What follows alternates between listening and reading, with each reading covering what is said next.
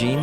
We went to Kamikaze, or formerly Stan Lee's Kamikaze, or now LA's Comic Convention. And it was raining, oddly enough, in LA, but we made the most of it. I went there with Josh and Alburn, and we got to meet one of the artists in Artist Alley, William O'Neill, called the Gentleman Nerd. He was very pleasant to talk to, and he was just a nice guy. Yes, a very dapper fellow. He does a lot of fan art. He did some Doctor Who fan art, which we will post on the website. And you can find him on Twitter at GentlemanNerd42 and at DeviantArt, www.gentlemannerd.deviantart.com. Yeah, I picked up David Tennant, 10th Doctor piece, and also a Harrison Ford as Han Solo and Indiana Jones piece for Kelsey, since she is a fan of Mr. Ford. What do you think of the art, Kelsey?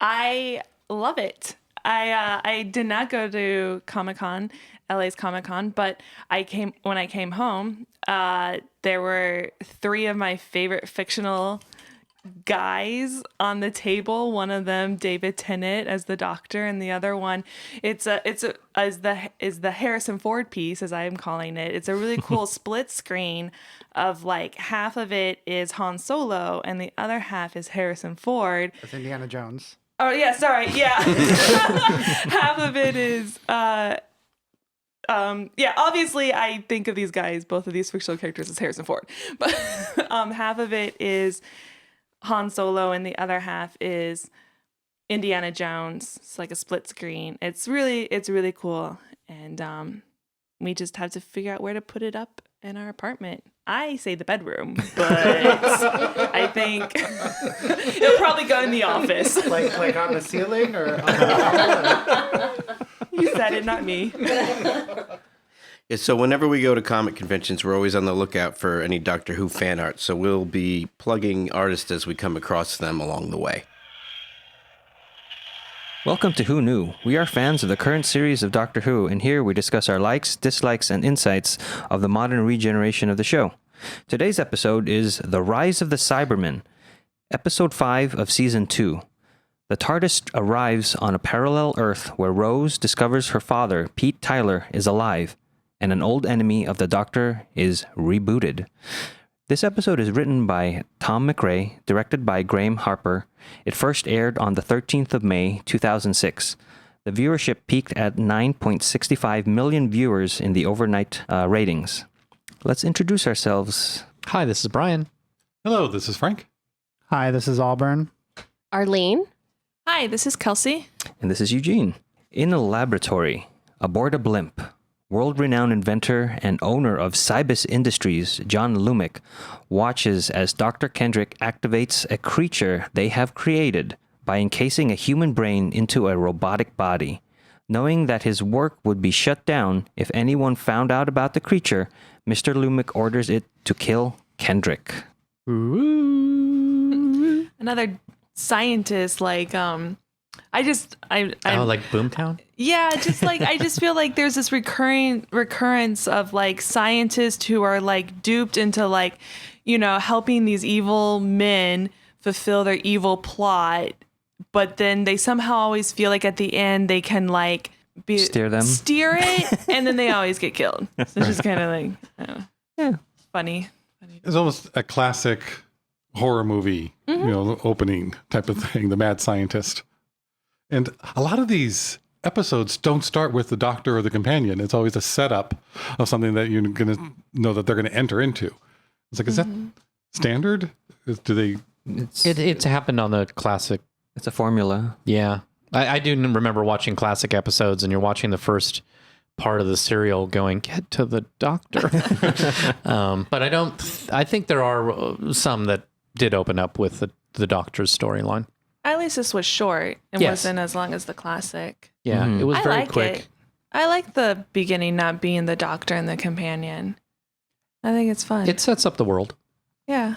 I really like this opening. I don't know if you've seen Sunshine. Mm-hmm. Yes. The Cybermen reminded me so much of the third act creature in Sunshine, where it's out of focus. We don't see it. Yeah. It's just in the background there, and it's bright. Mm-hmm.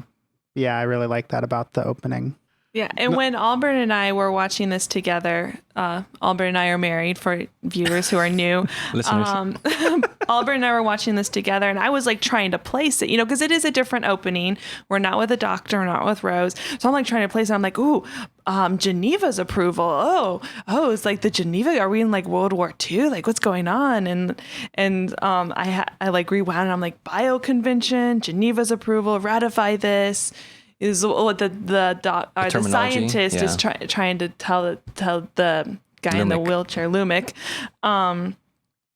Yeah, but as we discover, like, we can't place this because there's a reason why, and I won't say anything more. And the camera angles are very close in on everybody. You don't even see the room. I don't think that you see the room that they're in. And then the Cyberman just has the sun behind him. Yeah, maybe you don't know Lumic is in a wheelchair at this point. Yeah, I'm not sure. You might. Yeah. I think it does look like a wheelchair, but Yeah. you have no idea what a Cyberman is because you can't really tell what Right. what it is at all. Yeah, not yet. And Lumic has that old saying of it's better to beg forgiveness rather than ask permission attitude. It's like, well, do we have the rights? Oh, I have my own rights. We'll work on that later on if they have a problem with it. Yeah. Our three travelers are relaxing in the Tardis when suddenly it careens out of control and crashes, powerless. They step outside and discover they have landed in London. It's the same year as when they left, but now zeppelins fill the sky. They realize they are on a parallel Earth, and Rose stops in her tracks when she sees her father on a poster for an energy drink. She is excited, but the doctor grabs her and tells her that her father is dead.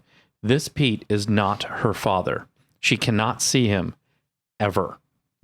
Well, before this, I feel so bad for Mickey I know. when he's holding the button 30 minutes. for 30 minutes, and he's like, well, how long have you been holding the button?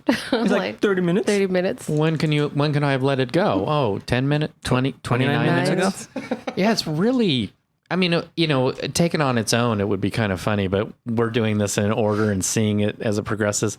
It's sad. Yeah. Especially since the doctor had asked him to come along against Rose's wishes. Yeah. Yeah. It's like, why did you ask him to come along if you're not even going to pay attention to him? And they're chatting like, He's not even there. yeah, like a newlywed couple laughing about it. And, oh yeah, Mickey's here. It's just sad. And it just kind of shows how Mickey is treated all condensed in like one little scene. And it's just kind of makes you realize, if you never noticed before, that they really don't care. Yeah, he's the third wheel. Well, this two-parter should have been called Mickey Grows Up.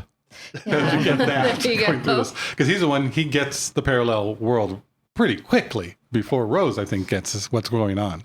So I just want to go on record by saying I've always been a fan of Mickey, even from the episode Rose. Pilot. Like I've always liked Mickey.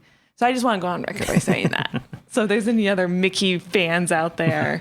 I mean, I like Mickey too. I like Noel Clarke's acting, the way they shot that angle from below, that you can see the finger on the button, and yet you can see him acting. I thought that was great. He has very good reactions. Yes. He says a lot when he doesn't say something because you can tell he's torn up inside by the way things are happening. And it's like, it's not that he doesn't dislike them. He likes them. He wants them to like him more. So, and I think the actor does convey that well. Oh, Mickey, he's so fine. He's so fine. He blows my mind. So he's the reason the TARDIS. No? No, Well, is he? Did holding that button, do you guys think that holding that button? I think the doctor would have said it was just a mess I with think him. it's Mess with him, I think. Yeah. Maybe the button didn't need to be pushed, but you just pushed it like a regular button. And then they started chatting about Like an elevator door. Just push the ball. You don't hold it down. Yeah. So who knows? But they're just, Yeah. and then an accident happens. So we don't know why the TARDIS. Yeah, it's interesting because sometimes I get a feel that even the doctor doesn't know what every button in the TARDIS does. Agreed. Absolutely. So maybe he shouldn't be having Mickey just push this button. Is like, this probably doesn't do anything. What, Mickey? Why don't you hold that for a while? That's not very safe. Or let's find out what it does. Yeah. But when they do crash, do you notice that there are 6 gas masks that fall from Yes. the ceiling? Did. That was I very did. funny. Yes, I did. And then that'll come back later in season spoilers. 4. Yes. There should have been a hologram of Eccleston appearing saying, put your own gas mask on first and then help people around you. The exits are here, and Well, just here. And I'm fantastic. Yeah, that's what makes going back and watch these episodes fun. Yeah. So if you've ever like thought like, oh, I've seen this, I don't need to go back and watch it, and it's like, no, you should, because you're gonna see the stuff that details.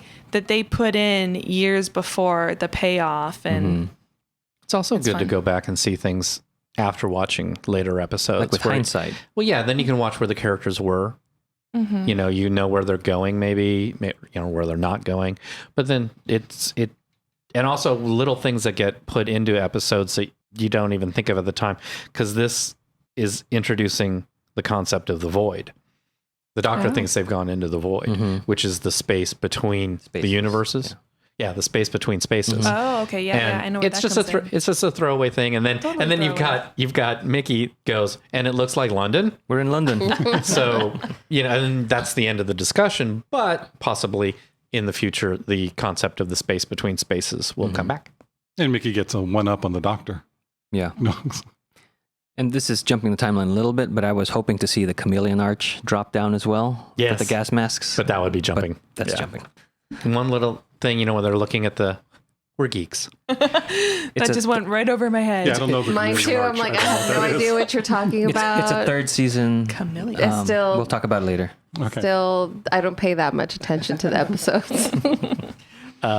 One thing is I like, when you have a parallel world story and they're showing you the differences and the similarities. If you look at that shot of London and it looks just like London and all the Zeppelins are in the sky, Are you thinking what I'm thinking? I have no idea, but I'm going to say it and you're not. No, go ahead. The clock face of Big Ben is square, Yes. Ooh, not round like it is in our universe. So notice that when you watch it again. Yeah, and so and I think it's the only other difference, but it is just kind of, oh look, there's Zeppelins in the sky. Wait, the clock face is wrong, but you can How barely see it. fun. It's very tiny. So that was my moment of geek, No, thank you. That's fun. and I win. I have the same note. No, and then a question. I've just noticed that in lots of sci-fi things, when they become into a parallel universe, the Zeppelin is what represents going into a different world. Oh, Where did that start? I thought you were going to say the goatee. I think it's because it's a quick, easy touchstone. Because it was something from the past that's not around anymore. But yet, Everybody knows what a Zeppelin is. They're not that common, but everybody knows what they look like. You can throw them in real quick. Okay. You know. They're probably also very easy to animate, and they're slow, so you can have them up and visually in the sky for a while. Okay. So it's just something that someone back in the day decided would be great, and then people loved it, I guess. they just parallel universe Zeppelin. And goatees. Goatee. And goatees, yes, goatees. Okay. What, We're not in an evil universe. No one has a goatee.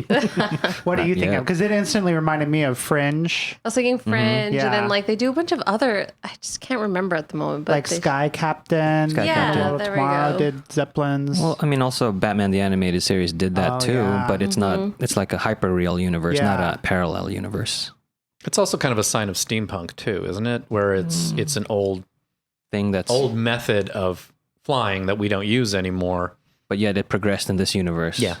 But if the Hindenburg didn't happen, would we have progressed more along the Zeppelin line? Mm-hmm. And I think that's why they use it for the parallel world, Here, saying in like, sci-fi. in this world, Hindenburg didn't happen, therefore Zeppelins are still used as the main. I guess, Thing of Timeline coming to transported. NBC this fall. or I guess it would still be like the whole conspiracy theory thing that the Zeppelin was not an accident, that someone made it happen. Mm-hmm. So there is one. Just let you guys know if you want to look it up. A very well-to-do Pete arrives home to his estate, where his wife Jackie is preparing for her 39th birthday. She shows Pete the latest model of earpods that Mr. Lumick has sent as a birthday gift. Pete receives a call from Mr. Lumick and is told he needs to attend a meeting tonight with the President of Great Britain. Mr. Lumick then proceeds to remotely override Jackie's new earpods to access her brain and obtain the passwords and security arrangements for her party. Once it is complete, she goes on her way, unaware of the transmission. Mr. Lumick contacts his assistant, Mr. Crane, and informs him that plans are accelerating and he needs to recruit extra staff. Does Mr. Crane remind anybody else of Michael Caine? Oh yeah, he's got that accent. Okay. Same sort of dialect. I can hear it now. Yeah. Mr. Crane, Michael Caine. Wow. So the 40th birthday, that was intentional by Davis because it was also the 40th anniversary of the Cybermen themselves. Ooh, nice. So he put that in there just as a little Easter egg. Man, did they have a not know lot that. of fun with this episode. Yeah. Yeah. Then it made me think, I'm like, Jackie was really young when she had Rose. Yes. And she looks old for 40. Yeah. I thought that too. I just didn't want to be mean. And No, she looks old for 40. Also, she's yelling at Pete saying it's my 39th birthday. But we also don't know how many 39 birthdays she's had in previous years. Could be more than just the year before. So even 40 was kind. yes. Do you like how with the Doctor and Rose, the Doctor is immediately very desperate with her not to meet Pete? I mean, that's going back to Father's Day. He doesn't want to repeat because A repeat. of Father's Day, and I think it's not just because that was so terrible, but also he has no Tardis. He has, if something goes wrong here, they don't have an out at all. But it's similar to Father's Day. He didn't have a TARDIS then. But he did until it got taken away. I mean, they had the key. They found the key, and the TARDIS was coming back, and then Right, it but I went just away, remember him first running up to the phone, Right. Phone box. But it is kind of like they've carried over the Doctor, so it's a different actor. David Tennant was not in Father's Day, but I do think that his emotional response to this shows that this is a same person. Mm-hmm. He lived through the same thing before, and he doesn't want Rose to do it again. I agree. And yet, But we wouldn't have a story. right? I found Pete's interaction with Lumic way too familiar, I think, for the evil genius. Like, even if Vitex was like a company that Cybus took over and Pete was like a trusted advisor, it was just a little off tonally, I think, for how evil we see Lumic to be, and even how like laid back Pete is. Although it might, like, for the character of Pete not being so surface level like Joe Schmo, like he is politicking his way to the top of this evil Regime. empire company. Yeah. But it still struck me as like, wow, that's like a phone call you would have with your mate, like, about going to your wife's birthday. But I don't know if anyone else had any. I didn't see it like that. Okay. I mean, it was his boss, but they were, Pete's very charismatic, and you can trust me on this. He works the angles, Yeah. So, I mean, Pete was familiar with him. It was like, well, this is a big party, but Lumic was the boss and said, no, you have to meet with him. You have to meet with the president, and you guys have to come here. And at that point, Pete's like, no, you're the boss. I get it. I'll kind of sneak out so Jackie doesn't know because he can't deal with her wrath, to go to the party. So I don't see it as being too chummy.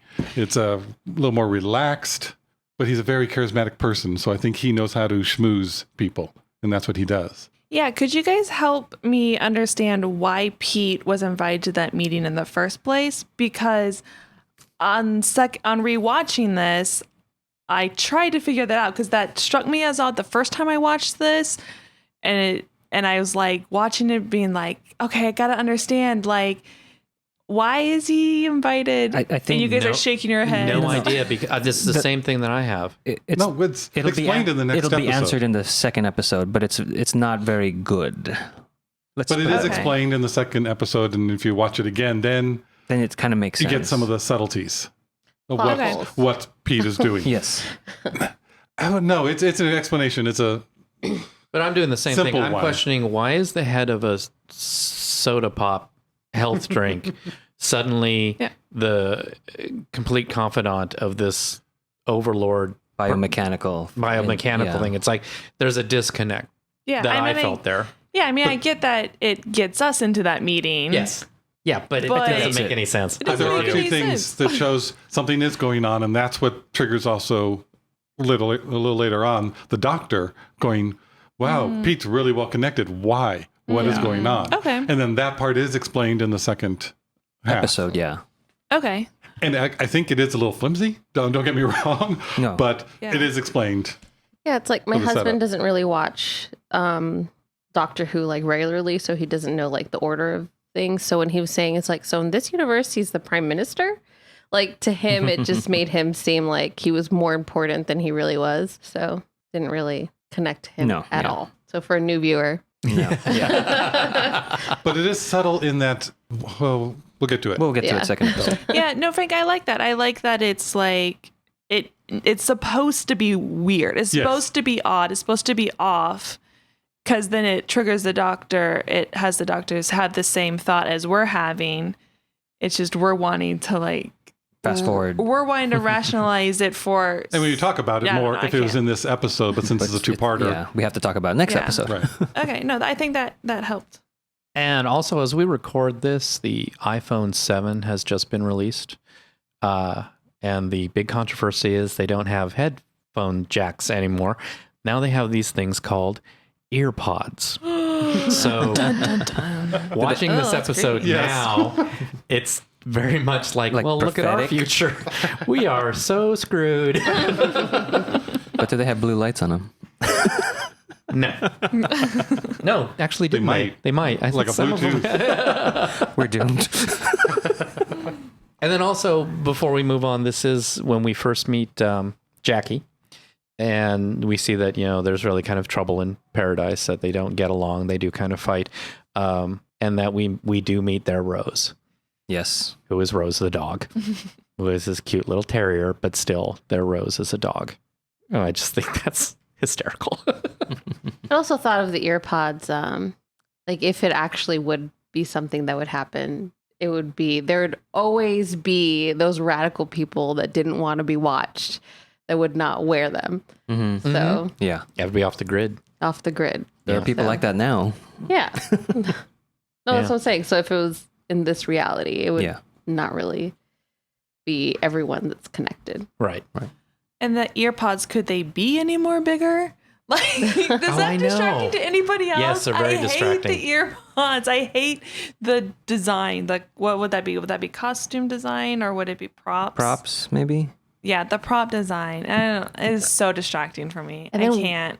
Why didn't they question that the doctor didn't have any in? Because everybody else had ear pods in, and at least Rose's hair was like covering Yeah. like her ears, but the doctor's obviously, his ears aren't as big as Eccleston's, but his ears are still big, and it's like obviously he did not have any pods. But there were other people not wearing them, but I think it's more of a class distinction or economically. Okay. So I don't know, because Because even no one mentioned it also when Mickey was walking around. But Camille, that's true. she plays Jackie. She says that she couldn't hear a thing when she had those in her ears. So they weren't that great. Great for anybody. No. Yeah, they were just ugly. didn't even the homeless people have them in? Yeah, Maybe- maybe not the Oh, homeless did people. they? No, but I don't think they did. Not when they first went. Well, Into we're- the we'll get Okay. there. they have them later on. Mickey and the doctor go back into the TARDIS as Rose sits on a nearby bench. The doctor explains that the TARDIS draws its power from the universe, but cannot get power here since they are now in a different one. With the Time Lords gone, travel between the universes should not have been possible. The doctor notices a little green, not blue, light Oh, near the bottom of the console. The TARDIS does have some power. One small crystal has energy from our universe, but it needs more to grow enough to power the TARDIS. The doctor breathes on it, giving 10 years of his life to the crystal. It will take about 24 hours to have enough charge to take them home. I thought the moment of the doctor breathing life into the, what'd you say? The crystal? The The crystal. crystal. And then his reaction to it. Speaking of like tying in his performance with the previous doctor, I thought that was I thought I was watching Eccleston. I was like, just the smile and the ear-to-ear grin. I was like, I could see that. Oh, it's the old doctor. Yeah. I thought that was neat. He gives 10 years of his life. Totally worth it. Yeah. and it reminded me of End of the World, where he gives breath to as a gift to the people on the platform. Jade. Oh. Air from my lungs. Air from my lungs. That reminded me of that. But there's a lot behind that smile, He's happy. I think he's happy because he has found a way home. I think he's also happy the TARDIS is not dead. I also think he's happy because this is a unique experience. He hasn't had this before.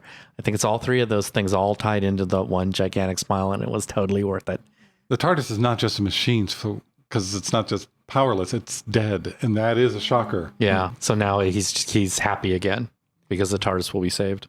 But back to that crystal, it's like it echoes what Davis is trying to say. Like one small thing can affect greater things.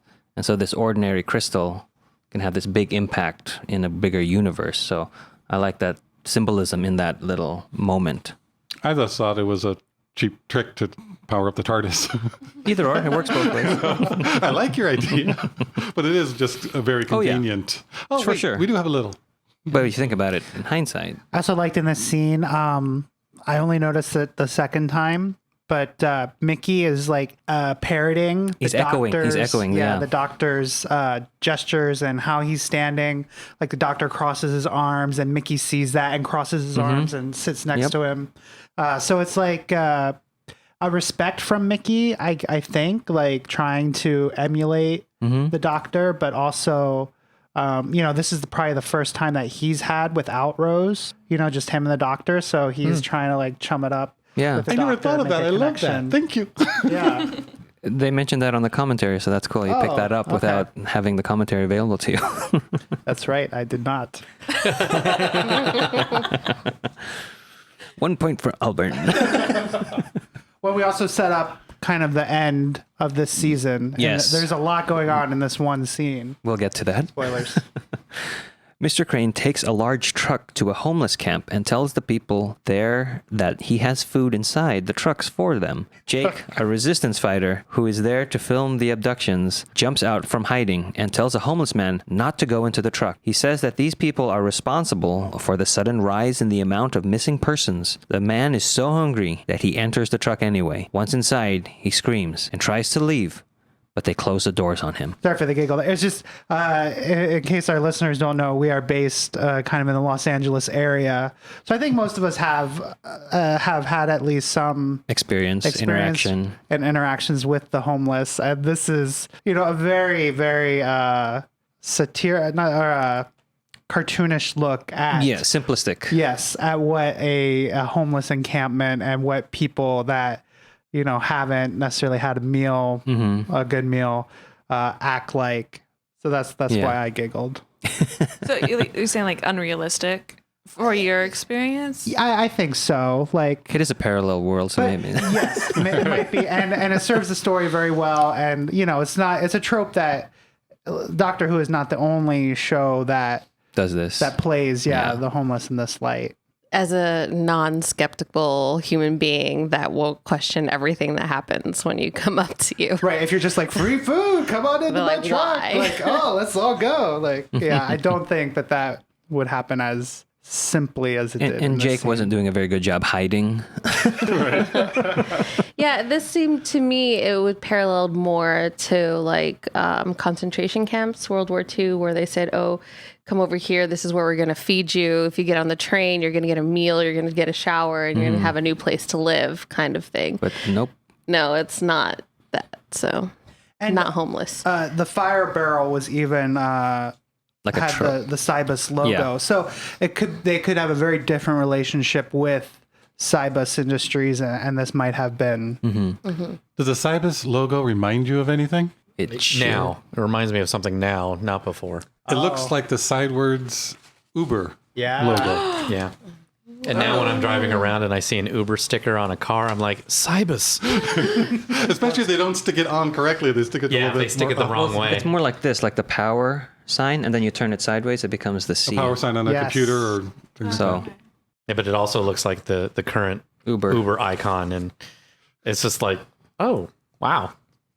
And then we haven't gotten to it yet, but there is that moment when Rose looks up and sees Lumix Zeppelin arriving, and it's got a big- gigantic, and it's got the big logo on it. And this last time I started laughing. That's the biggest Uber I've ever seen. Must cost a lot. Yeah. There is a point where Mr. Crane says burgers, chips, sausage, and beer, and it reminded me of something later with the master, but just put that in your ear. Okay. Yeah. I won't jump the timeline. So Rose uses her phone to search for Pete Tyler. She discovers that he is still married to Jackie, but they never had children. She wants to see her parents, but the doctor forbids it. She walks away, and the doctor goes after her. leaving Mickey to explore this world all alone. That's a tough scene. Oh yeah. That's a really tough scene Like because you're getting 3 people with 3 different points of view as to what's going on. And Mickey is just like, you don't care about me. And he even says, his last line, isn't it something like, oh, if I find something better? So he's already thinking, well, if this place is better than me, I'm not going to stick around with you. And he also said, you're always going to go after one of us, and it's not going to be me. Yeah. Yes. So. But the doctor was totally taken aback by this. I mean, he wasn't expecting that. He was expecting Mickey to support him. I mean, he doesn't even consider Mickey most of the time. And then, no, Mickey, support me. And he's like, no, I'm going my own direction. I'm going to look and see what this world has. Yeah. It is sad. But it's also good for Mickey to stand up to this. Absolutely. And stop just cowering and stop going along going, no, you always pick her. She always picked you. I'm going to do Don't what I want use to do. me Yeah. to try and, Get side her. with you. It's also filmed interestingly as well because, I don't know cameras that well, but I think that in this case, the cameras were very far away from the actors themselves because you can kind of see it just seems like the cameras are far away, zoomed in right on the actors, and the background is completely blurred out. You can't see the background at all. Now, I don't think they did that because they weren't filming in London, because there are other instances where you can see the background just fine. I think they were intentionally doing it to suggest this was a moment that was just them. This is the only thing to focus on, the doctor's decision of Which one to go after. which one to go after, and Rose deciding to leave and Mickey deciding to leave. And it's a very, very powerful scene, and it really kind of depresses me when I watch it. You really get your focus on who they want you to focus on and changes because the focus is on the doctor and even Mickey is blurry behind him, and then it switches to give you the focus, and they're forcing you. This is Mickey's spot. This is what he's talking about. Focus on that and switch back to the doctor. Rose is off on her own. So it is the way they cut it and the way that the length of the lens, blurring out the background, really is done effectively. You don't even notice it when you watch it, but you're just a lot more intimate, and something is really going to change in the scene. Rose is saying, no, I'm going off on my own. I like it. Love how they did that. Yeah, this scene for me has always been a reminder of the differences between the doctor and his companions. Like he's more of a parent and he's acting like a parent in this situation, trying to get the kids to like not run off, but they're set. Like they're both gonna go and explore, and they both want to explore different things. Like they both have different things, and the doctor can't go with both of them, and neither of them are listening to him. Which is odd, not to listen to the doctor, but they are set. It's like, no, you wanted us to grow and be our own people. Now you have to live with that decision. But also, if you think about it a little bit more, is this, do you think, where the doctor has to decide between Rose and Mickey? He knows that Rose is going off to do something wrong, childish, something she shouldn't do, something that could have extreme consequences. And Mickey shouldn't go off on his own either, but Mickey could be okay. There's nothing specific that Mickey could mess up. Rose is intentionally going somewhere that could really mess things up, and she should know better. So, yes, Mickey's right. The doctor would always choose to go after Rose. In this specific instance, You agree that he should go after he Rose. should go after Rose, Yeah. Yeah, and that's probably why this scene never made me sad. It was it made sense to me why the doctor would go after Rose, But I can understand why Mickey wouldn't understand that, wouldn't see that at the moment, and that makes me sad. well, because he's been treated like the spare part this whole time. Yeah. Maybe I wouldn't feel so sad if we didn't have the button scene in the beginning of this specific episode, but we've already got Mickey being treated badly. Yeah. And so now he's angry, and he's saying, you know what, I'm going to leave. Yeah, and in Mickey's mind, he's thinking, well, there's another me on this world. You didn't warn me about the other person. I have family members that passed, and you didn't care about me changing the timeline or worrying anything. So go chase her like you usually do. So it was like he was really like, I'm a person too. I have these issues. Go, I'm going to do my thing. And the interesting thing is we don't even know, and the doctor doesn't even know yet that he has these issues. Yeah. And So that gets brought up, and it really is well written. I think I say that once a podcast, but again, But Mickey's just so dismissed by the doctor. That's what's really irksome, I think, to Mickey. Going, you're not even considering me. And he's just so dismissive of it. Not like, oh, Mickey's going to be fine, or he's not going to do anything that's going to alter the whole world like Rose might when she meets Pete. It's just so dismissive that you're useless. Nothing you can do will change anything. Yeah. That's the attitude it seems like the Doctor has towards him. You know, letting him press the button. It's like nothing you do makes any consequence. And that's, Mickey's had enough. enough. And that's what I like about these two, you know, where Mickey grows up, because no, you're not paying attention, and spells everything out for the Doctor and going, I'm not taking it. See you in a bit. Yeah. Completely agree. He's not just the tin dog. No, not anymore. And in this, I was going to say, no, go finish what you're saying. just going to bring up on Rose's phone, as she gets the downloads, there's a commentary going on, and that mentions the Torchwood Institute. Our first mention of this episode. What you guys were talking What is this about, Torchwood? when you guys were talking, it reminded me of the Doctor's original warning to back up a little bit, where he says to Rose that this is a parallel world, don't go anywhere. And then you see the hologram of Pete saying, trust me on this. It's almost like Pete is saying, trust the Doctor on this. Don't go and do anything. Oh, that's right. When he said, don't do it. Yeah. And it repeats. It's on a little loop. Trust me. Yeah. Yes. And I was like, oh, that's kind of clever. Right. Yeah, the editing is very clever this episode. I also like his quick references. This parallel world is a gingerbread house. You know, it is it's from the fairy tale. It's the enticing, come and get candy, and then once you get inside, You'll be cooked alive. you're going to be cooked alive. And so, Literally. because it's one of those references where the first time you hear it, you might not think about it. And then the second time you say it, you go, why does he say gingerbread? Oh, you kind of do have to think about it for a minute or a few seconds before you finally get, oh, that's the reference he's saying. Because the first time I heard it, I thought of Christmas, and you just have the little gingerbread kind of houses. That makes no sense. The story, Frank. Okay, got it. And I think I said that with that tone. As Rose and the Doctor walk down a street, a beeping sound is heard and everyone just stops. Everyone is getting a simultaneous news download right into their heads from the Cybus earpods. Rose is able to read the download on her phone. They learn that on this world, Cybus owns nearly every company in Britain, including Pete's. Sensing something odd about Cybus, and with Pete Tyler so well connected to it, the Doctor finally agrees that they can go see him. And it's also during this scene that we do get Rose explaining Mickey's background. Yes. And it's sad. You know, they don't say that his mom committed suicide, but they really hint that she does. Infer it. Yeah, it's inferred. Oh, really? I missed that. Yeah. He says that Rose says that Mickey's mom just couldn't handle it, Oh, couldn't cope. couldn't cope. So either she left, or she, but There was But a then it they seemed like she follow- committed suicide. Because then they follow it up immediately with, and Mickey's father finally just left. So if Mickey's mom had left, the wording would have been different. You know, and so it just, to me, I read it as Mickey's mom killed herself, his dad left, and he was raised by his grandmother, whom he loved and loved him, and then she was killed prematurely. fell down the stairs. Yeah. Because of something he didn't fix. And it's really sad. Which we and learned in the Yes. next scene. Like, Yeah. because Rose doesn't know that. Yeah. No. That's something that Mickey's been carrying around with him for years. And that that's the sad. explains- That's what I think is the touching, sad part. Like, Yes. Yeah. And I love how the Doctor's like, well, I didn't know. And Rose said, you never asked. And he didn't. He didn't even think to ask. Yeah.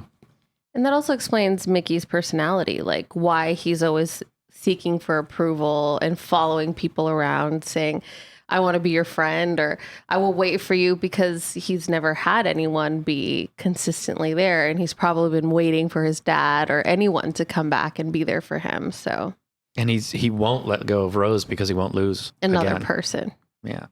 We went back and we looked over Father's Day, because there was that one scene where Mickey was on Young the swing set and being pushed by a woman, and we couldn't figure out, because they didn't really focus on that, because It's it was not- last season they didn't set all this up, but it was, couldn't tell if it was his mother or was it his grandmother. It's like it could be either. Yeah. So we just want to see the consistency of that.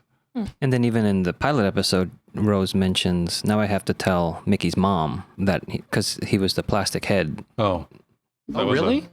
that was an oops. So that's an oops. Yeah, so they retconned it for this to be the grandmother. But that makes me think she didn't commit suicide. something else happened. Maybe she couldn't cope, and she just No, I think it's just they whatever. Yeah. They fleshed out the his character. Yeah. yeah. They There we did. go. They did. That was a high five for those of you who can't tell. Yes, but my geek brain is going rationalize it. So It's just an oops. I'll figure Yeah. it out. Next. Yeah. I'll figure it out. Yeah. Before we move on, I wanted to something funny happened just today on our way to this podcast that I think ties in with what Brian mentioned earlier about the iPhone 7 and how we're there's a lot of stuff in our now that is mirroring this episode. We were shopping, and I have a Fitbit Alta where I get text messages. And I got a text message, and I stopped. I was like in the middle store walking. I stopped. I looked at my watch to see what the text message was. And then I realized that I had just stopped in the middle of the walkway. I'm right dead sitting in the walkway. Someone could have run into me if they were walking close enough behind me. And I was just like, like this thing on my wrist controls me. And then you got a joke. This was 10 years ago. And then you got a joke And then I text. got a and then I went, No, then you got a text that says, "You will laugh now." Well, the other thing was what really makes the Doctor apparent here is that Rose gives him the big pouty face so that she can get her way. He's like, okay, fine. I'll do it. We'll go see your dad. And she's like, please, pouty face. I didn't Big read it that eyes. way. You didn't see it as pouty face? Like she like reaches over, grabs his arms, looks big eyes, and like I didn't see it that way. I saw it more as, see, there's a reason we can go see him now. It's more of, there's something weird going on. or you get like, it. see, I was right. Like, as a child that tried to get away with a lot of things from their father, that's exactly the face I would do. Even if I thought I was right, it's like, please. Outside the Cybus Industries airship, Pete greets the President of Great Britain and both enter to meet Mr. Lumic, who proposes the ultimate upgrade to preserve the human brain inside a metal body. The President refuses and says no one will allow Lumic to proceed with his obscene plan. He and Pete leave the ship. Mr. Lumic contacts Mr. Crane and tells him to proceed with the upgrade. Mr. Crane orders the recently gathered homeless into a room where they are upgraded to the tune of The Lion Sleeps Tonight. Because it's a jungle out there. A concrete jungle. In this one, the president is talking to Pete before they go on the Zeppelin and saying, you're not an ordinary guy like you're pretending to be. So that goes back that's to our other clue. something else is going on with Pete. Yeah. He did. The plot thickens. Does the British president, is his accent British? Sounds South American. Yeah, To me, I couldn't maybe. place it. Oh, accents are all over the place in this Yeah. episode. I mean, I was going to say, not only are we earlier introduced to Jake, we're introduced to Jake's accent. That is a thick. Is it American? No. No. Oh, what I is looked it up because where is he from? Australian? No, he's North England. The northeast of England is where that actor is from. So if he's Okay. talking in his normal voice, that's where- a northeast. So maybe they were like, well, this is a parallel world, so you don't have to put on a British accent or No, I mean, that is a British or accent. London. Oh, that is. Yeah, it's just not a London accent. Maybe it's just more as like London is a cosmopolitan city, so there's going to be transplants from all over. Yeah, you hear tons of accents in London itself. And like Mrs. Have we met Mrs. Not, Moore? not yet. Oh, but Mrs. Moore, she's very Welsh. That's a very Welsh accent. I looked that one up So it's too, not just a to confirm. bad thing. So it's not a bad thing that the accents are all over the No, place. not a bad thing at Oh, all. okay. But from an American ear, it's like, what? All right, turn the subtitles on for a minute until I can get used to it. And here we learn also, or clarify, that John Lumic is dying. He's not just in a wheelchair. He's not just sick. Yeah, he he has- is dying. He has the And- Darth Vader gas mask and all of that right. stuff. And the president does say, he's sorry. This isn't the way to do it. Yeah. And even later on, it's mentioned that what he started off doing was good, with good intentions, and we all know Where where good the road intentions goes go. with good intentions. So it just goes too far, too crazy. And this is where the homeless get their ear pods because they have them now because they're being controlled. Yeah. But they didn't have them before, right? No, I don't think so. no. I don't I think think they were did. new. No. I was just wondering, for those that might have listened to the commentary, is there a reason for the song? Like other than juxtaposition? I think of that's the horror only and- reason for that. Okay. They already paid for the rights for it and something else. They had to use it. I don't know. I don't know. Yeah, I was wondering that too. They don't mention it. And it's also the second Lion King reference of the season. I mean, they use that in Lion King, and also Tenet in Christmas Invasion does a quote from the Lion King. So somebody really likes the Lion King on season 2. Or it's because it's still a children's show and you don't want to hear all the screaming. Oh, you could hear the screaming. Yeah. But at least it hides it a little bit better. That's true. That's true. The kids are focusing on the song. It's a song. Oh, Simba. Yeah. Timon. It could have been Small World. Oh, no, not anything. No, anything but that. Mickey discovers that on this world, his grandmother is still alive and that he is named Ricky. She was worried about him because of all the people that have been disappearing. Suddenly, a van arrives and snatches Mickey from the street. Jake is inside the van and he reminds Mickey, that they cannot contact family because it puts them in too much danger. It turns out that his doppelganger Ricky is the #1 most wanted man in London. They take him back to their headquarters, where they also find the real Ricky. Just another, something's going on, and these people are trying to figure out what it is. Yeah, they're setting it all up for the second episode. At the scene with his grandma. Oh, it's so great. Sad. Yeah. It's so great. Even when she's hitting him, it's like, yeah hit him. That's just, that's, Also, Slap him. and, they don't have a lot of money, but she's wearing earpods. Yeah. So that was something that I wanted to bring up. The homeless don't have the earpods, but even people on Let's say middle class? lower. I mean, I hate saying lower class. Yeah, but And she's also elderly. She still has AirPods. Everybody, except for, That's a lot of people. It's still going to be a good percentage, yeah. of people who don't. I mean, people don't have the iPhone watch, and that was really big for a bit, then starting to subside. But this is the next new thing, and if it works well, it'll grow. So I think majority of people have them, but there's still a good portion of the city that doesn't. Mm-hmm. They're the lucky ones. That's what we'll find out. Or unlucky. No, the ones who don't have. Oh, don't have them. Gotcha. The lucky ones. They just don't know it yet. Right. Mr. Crane loads the new upgrades into trucks and sends them to the Tyler party.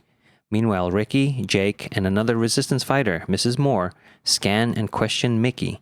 They also monitor Lumic's company and see that the trucks are being moved.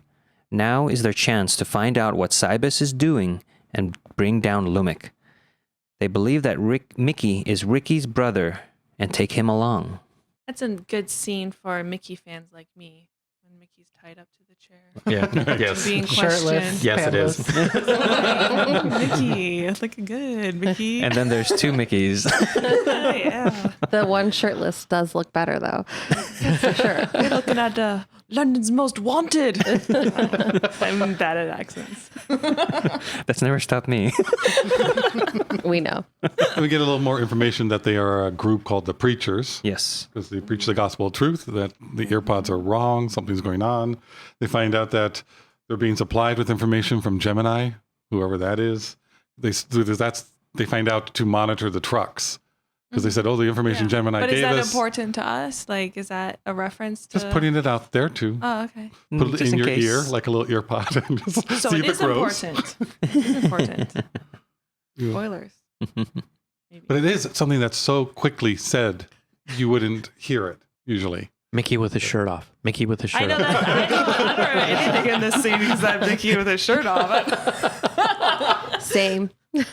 And props to Noel Clark. Noel Clark. Noel Clark on, making those 2 characters Different. very different, but still like kind of similar. But Ricky just scowled too much. I mean, it was a little overdone for me. But he's London's Most Wanted. The Doctor and Rose use the psychic paper to join the waitstaff at Jackie's birthday party. They can mingle without being noticed. And I love the Doctor on that one. Well, if you want to know what's really going on, be part of the kitchen. No, staff. that makes me laugh every time when she's like, psychic paper. And then you cut to her just like this looking, she's like, oh. And I just laugh and I'm like, I love this episode. Rose is a dog. Rose is a server. Like, she is just not having a good time this episode. And then the whole Lucy. Who's Lucy? What are you doing? It's like how the doctor gets all this information and she's just pouting the whole time for what she has to do. Wait a minute. Who's Lucy? Yeah, she's instantly jealous at that. And it's funny, watching this again, now I think of you guys with the, oh, sure, Rose is jealous. I do like how she does do a thing going, we have the psychic paper. We could have been nobility. We could have been Sir Doctor and Dame Rose.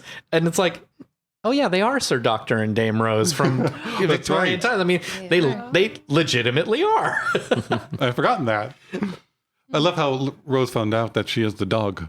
She's I love how the doctor laughed. yes, Like, oh. yes. Makes the rest of us feel better for also laughing at the earlier scene when we find out that Rose is a dog. Yeah. Okay. But it kind of puts her in Mickey's realm now. He's the tin dog and she's the terrier. dog. And I like the editing on that. The editor was good where he just cuts it. It wasn't too long of a laugh. It wasn't too short of a laugh. And he was still in the middle of it when they cut away. Yes. That's what I said. The editing is good in this episode. The doctor searches for information about Cybus on a computer and discovers that they are creating Cybermen and goes to find Rose. Rose sees the armored army approaching and goes to find the doctor. Together, they witness the Cybermen crash Jackie's party and inform the guests that they will all receive the same upgrade. The ultimate upgrade. Interesting. Sorry. I just but before we see the Cybermen crash the party, we see Rose doing what we all like to talk about her doing, where she's finding someone to connect with in this strange, different world. It just, this time it's her dad. So it's like even more layered and it goes well, like it goes well, even though she finds some not so happy information from him that her and things him aren't and Jackie, perfect in the Tyler's world. And she kind of assumed it was earlier. She was like, Because they of the got money, everything they wanted. They have their money. They're still married. They just don't have me. And I think she's like, they have everything they wanted except me. Yeah. And she's like, oh, well, whatever. But it's like, and now that's she the sees, thing. no, they're not happy. So. Yeah. And then she goes and she does the same thing with her mom. And it's going somewhat well until she tries to help, and then it does. And she really does cross a line where she feels an intimacy with Jackie that isn't there. Yeah. And so Jackie is reacting really harshly, but it is kind of like, who? It's a stranger. Who are you? Yeah. The stranger is telling me how to do my marriage? No, go away. Yeah. So, but it also makes Pete a little bit more special, which gets paid off, I think, later, at least for the viewers. Like, I almost, in watching these with the hindsight of the episode after this and further in the season, it's almost like they're trying to make the audience member connect more with Pete and not as much with Jackie, or at least this parallel universe Jackie and this parallel universe Pete.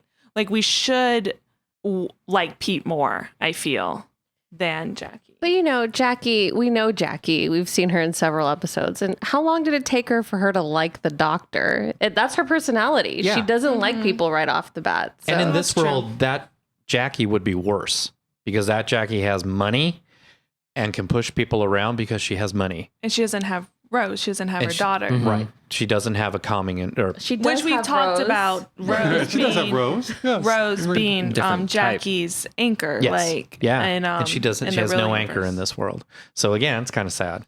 I do like how in the Pete conversation, there is that moment again where Pete's like, "Why am I telling you this? Why do I trust you? Why do I feel like I can speak to you?"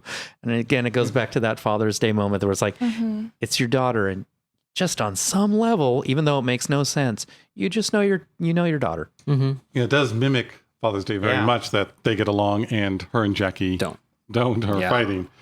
But this time it switches as to who is going to be Initiates, saved. yeah. Trying to save Pete. Right. And this is also the moment during that conversation with Pete where we get our second Torchwood reference of this episode, because there's a member at this party who is a member of Torchwood, which is that's an interesting bit of information about Torchwood. This is a party with high level people. I mean, the president is at this party. These are all well-to-do, rich, powerful, influential people, and a member of Torchwood is there. So Torchwood has to be powerful and influential in its own way. And in case you missed it, it's right after Pete and Rose are talking when Split it's their getting too conversation. serious for him. It's like it's right to talk to Rose. Yeah. And then he goes and sees Stevie, how is Torchwood doing? That Yeah. kind of thing. And He does to end get it. him out How's of the it going conversation at with Rose. Torchwood, he says. The president yells at Lumic that he had no authorization to do this, meaning upgrade the people. A Cyberman says that the upgrade is mandatory, and the president asks what would happen if they refuse. The Cyberman says that they will be deleted and electrocutes the president. Everyone panics while Rose and the doctor escape through a window, followed closely by Pete. They run into Ricky, Jake, and Mickey and are quickly surrounded by Cybermen. The doctor says they surrender, but the Cyberman says they are inferior and will be deleted. And the reveal of the Cybermen is so good. I didn't know who Cybermen were. And like watching it a second time, I just have chills where the doctor's like, Cybers, at the same time as Rose is seeing it, and they Right. meet and they see together and then they run. And yeah. And the Such a producers good reveal. producers on this show sure love their broken glass. People are always just slamming through glass. It's like, we couldn't do it on the classic show, so we're going to do it all the time now. But the director, Graham Harper, definitely wanted to do that reveal and show the Cybermen as little as possible until the very end to making that reveal impactful. It was. Yeah. But that always gets me. Why do they put it in the title of the episode? Why not put Age of Steel Right. as that episode and then Rise of Cybermen as the second one? That would have. They've done that before in other With Dalek. episodes. They did it in right. Dalek. Why Yeah. they give it away in the title? Go ahead. And Eugene has ruined the ending cliffhanger of this episode for me forever now. Oh. Because that last shot where the Cyberman is saying, you will be deleted. I watched it this last time and went, oh dear God, their mouth lights are blue LEDs. Oh. You're welcome. Well, even the ear pods had the blue Yep. LEDs. So it's Thank just you. a Alien sign tech. showing that everything that's evil or does bad things are Is blue. blue. And like you said before, alien tech is blue. Alien tech Alien is blue. tech. Except for the Tardis, which is a green light. And then it makes Which you means sad. it's good. It's But it's blue. The TARDIS is blue. So the outside is evil and the inside is good. Because it's bigger on the inside. Well, you haven't ruined the cliffhanger for me. I love this cliffhanger. I think this is the best two-parter cliffhanger in the series so far. It's This is so a fun good. episode. Very fun. And since we started doing the podcast, it's kind of changed the way I watch episodes now. And so I was looking forward to this one because I like these two episodes. And I was looking forward to it as really fun. Okay, this is a great little, lots of running, escaping, good adventure. And then I was watching it again going, there's a lot of deep stuff in this episode. A lot of really, Mickey's backstory, the way Mickey's treated. Pete and Jackie are fighting.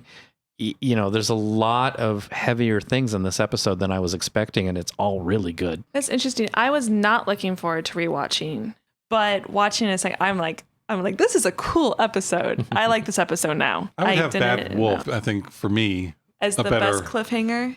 up to this point. Because it's a little more, to me, optimistic. Where this one's, yes, they're caught. There's no way out. How are they going to get out of it? The other one is they're caught and he's telling them, I'm going to win and I'm coming for you. And they're scared of that. And so See, I that think got me more optimistic. What's going to happen? How is he going to do it? Yeah, I think the back and forth, you will be deleted, but we surrender. You will be deleted. This is a surrender. Like that makes for a better cliffhanger Yeah, for like- me. Oh, I love it. Don't get Yeah. me wrong. I think I love them both, but So this is the first time I saw a Cyberman, but and I thought, wow, this is a Dalek, but much scarier because it's humanoid. Yes. But then, what did it look like before in the previous season? Much worse. What did did they always look like this? Is this like, The ooh, I know basic- exactly who The it basic is? the designs are basic there. shape, the Yeah. basic design, badly done in the first book. This is Really This is badly really done. the cheaply upgrade. done, I should this say, is not badly. So like they really went all out because the first appearance of a Cyberman was with the first Doctor in the 10th planet.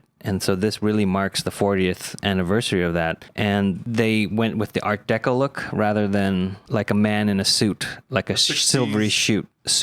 Metallic man with a kind of sock over his Like head the that Tin had metal Man? attached Yeah, to like it. the Tin Man, but like much worse. With a sock Yeah. over his head. But they The kept, original Cyberman had a sock over It would take like a cap Yeah. that you pull all the way Like down a over your head stocking. and then stick metal parts on it. So the outline and silhouette's the same, but Yeah, they actually did say they put a stocking cap over the And they actor's cut out head, the and then they eyes. cut the eyes out.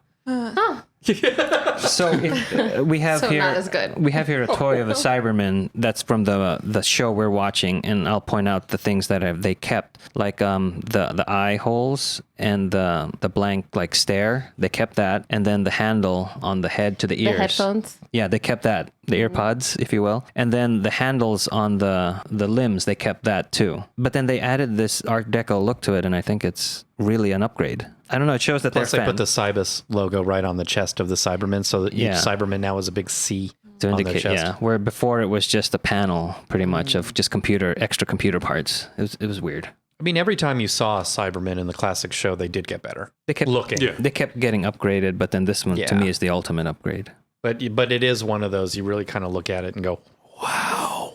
And it is true that the Daleks and the Cybermen have kind of the same literary origin, sort of, yeah. The delete, exterminate. I mean, it was similar. very similar. But yet nobody bats an eye that these are two separate things in the Doctor Who universe. But Frank, you have a good way of describing the differences between them. they're similar, two sides of one coin, where the Daleks want to exterminate anything that's not them. They're pure. And the Cybermen want to include everyone to be better and upgrade. And you're part of us and to gather everyone. It's still the same to me. 'cause It the is- no, that's what it's the Daleks, same coin. Need more people to be more Daleks. So It's like you're either this religion or you're really. that religion. The Daleks didn't want to get anybody. They wanted their race, the Kalids, to just be the only ones living and for them to go on. And that's why sometime in the Parting of the Ways, and the Daleks hated being part not- human. Not pure. They hated themselves that for that. wasn't They didn't their want to plan. be human. They didn't want to Yeah. incorporate anything else. I can totally understand how a person just watching the new series would feel that the Daleks use human bits to make more Daleks, because they keep referencing that over and over again. It's very un-Dalek from a classic Dalek point of view. The Daleks hate anything that's not Dalek. okay, it makes sense, and that's why when they opened up in that episode Dalek, it's like this weird blobby thing and not a human Right, inside right. there. Yeah, And there this never was is- anything human inside that Dalek. And this is obviously human. Yeah. But not human. Right. Just a Mhm. human brain. Also humanoid, whatever. And also, I think that they didn't say it at the time, obviously, because they probably didn't want to get sued. But I think they finally did admit it, that the Borg on Star Trek: The Next Generation definitely were Inspiration.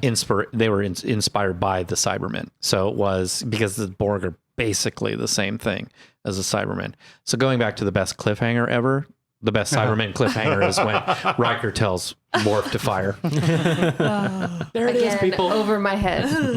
Still Trek haven't reference. watched not even one episode. Can we get through one of our shows without a Star Trek reference? Never. I did like that they tied in Lumic talking to the president on the Zeppelin and showing him the pitch in the Yes. commercial. And that's what the doctor found on the computer in Pete's, so you already understood what was going on. You can make the connection really quickly. And he immediately, he says Cybus. Oh, he says Cybus? I thought he goes Cybers. He says, because we watched it with the subtitles, because it is a little bit, but he says Cybus, going, the name of, it's right there in the name of the company, Cybus, Cybermen. So he just says Cybus. And then he it all runs clicks out of in the his head, office? and then he runs out. Oh, I thought he goes Cybers and It- then runs out. It sounds like it, yeah. Okay. I don't know if they got the closed caption right. I mean, that always makes some mistakes. So I think it could have been Cybers. Yeah, it could be. I don't think that's a big point, but it's No, just it could be. he gets it that Cybus is Cybermen. That's what's going on. I mean, I just say it because I like the fact that the doctor's like, it was under my nose the whole time and I didn't see it. Right. I have felt that way very recently watching a more recent Doctor Who. Under my nose the whole time. There's also, I didn't want to mention this when it came up in the summary, but when the Cyberman kills Kendrick, it's like a death grip. That's also carried over from the classic version, because they would like chop and grip you, but then now they have the special effects to make it look cool. So it's not just like a stage And play. that actor, how he just totally manipulated his face to be like he's getting the electric shock. That having was a good. stroke. He did really well. Yes, he did. So Colin Spall played a role in the role of Lit in Revelation of the Daleks from the classic series, which was also directed by Graham Harper, the director of these episodes. So this is the first time we have a director from the classic directing an episode from the new version. So I think it's Mr. Crane. That's his name. That's who Colin Spall is, Mr. Crane. The one I said looks like Michael Caine. Yeah, or it sounds like, yeah. No, it looks like. I think He he looks like like too? him. Okay. So Well, that's cool. Graham Harper directed classic episodes? Yeah, Revelations of the Daleks and the Caves of Androzani. Wow. But Those are really famous episodes. And Cybermen is on Androzani. But Graham Harper directs a lot Yes, he does. going forward. Yeah.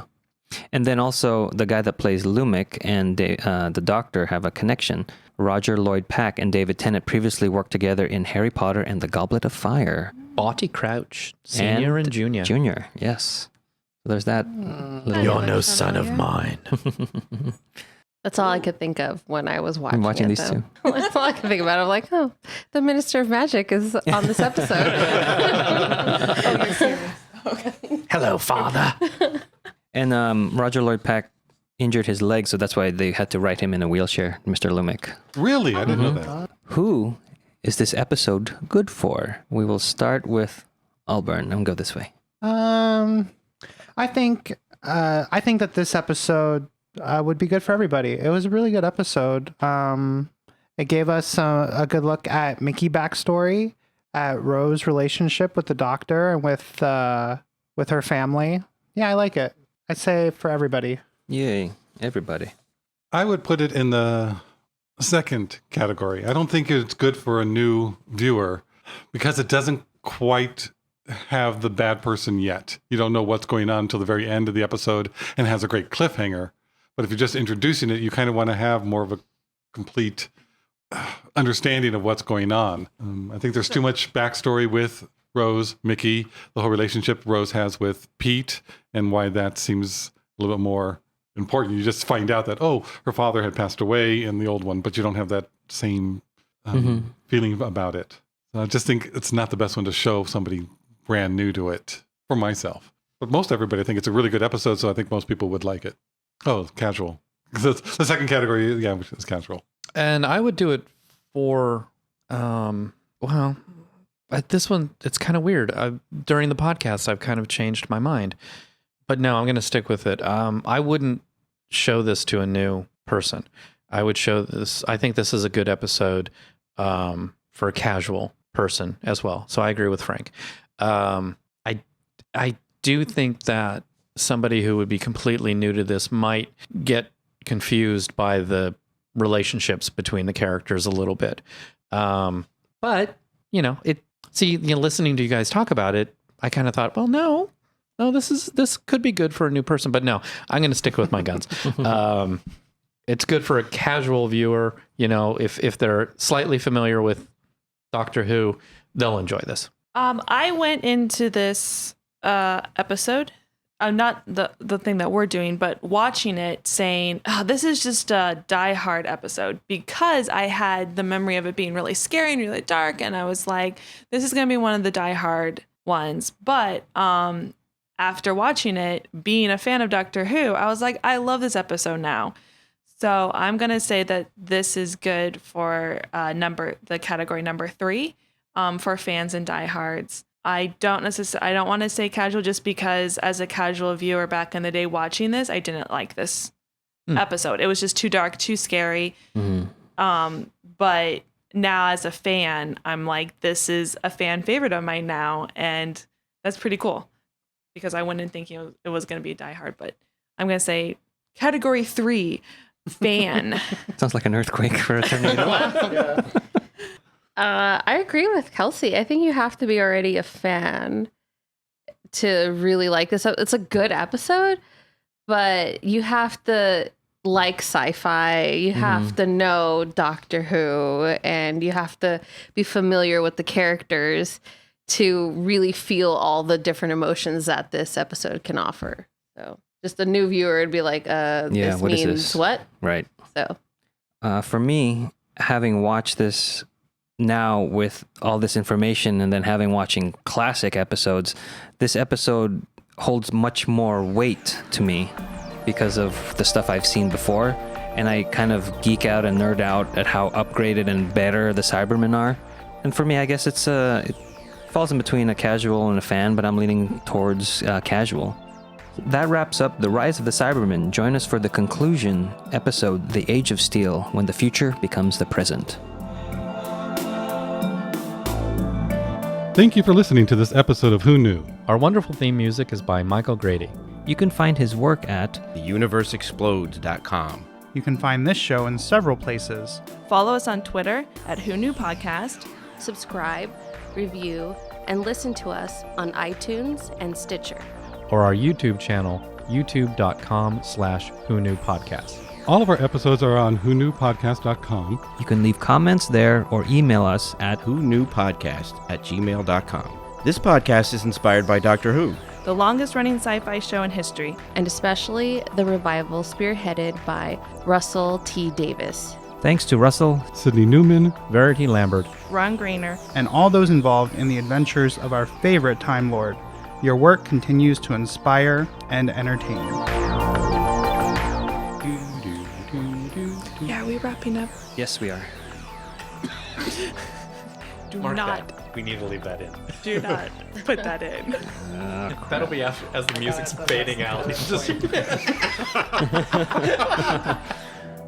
Okay.